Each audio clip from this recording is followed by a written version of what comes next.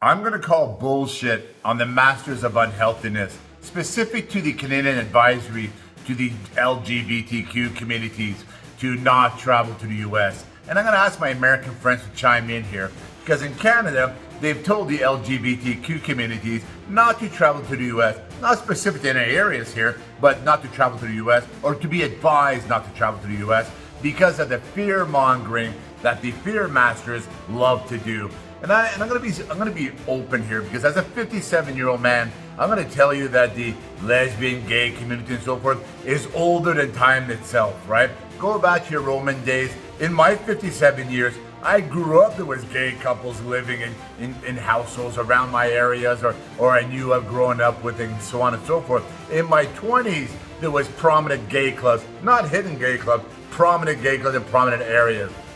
Now, if you want to go and travel to certain parts of the world that you don't know your surrounding, you don't know your environment, you don't know your audience, then giddy up. I don't care how you swing, right? You're going to put yourself in situations. But if you're traveling to normal parts of the US, and I'm speaking again to the LGBTQ community, stop listening to the masters of unhealthiness. Imagine if government actually governed, right? Instead of being, they should change their name from government to the fear fighters, because that's all they do, is they create fear so they can extract revenue and taxation to create more departments, more positions, more specialty groups, blah, blah, blah.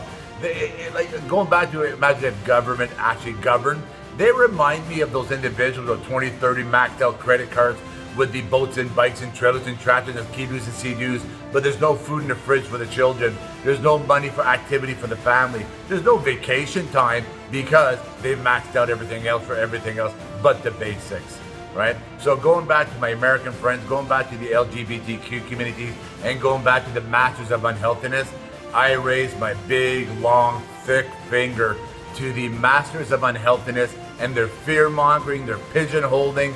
And if anybody created any divisions and any pigeonholing and any fear, it is you, those that call themselves government of the last decade. You're nothing more than money extraction individuals for your self-serving needs. Leave us alone, stop creating fears, and go and govern.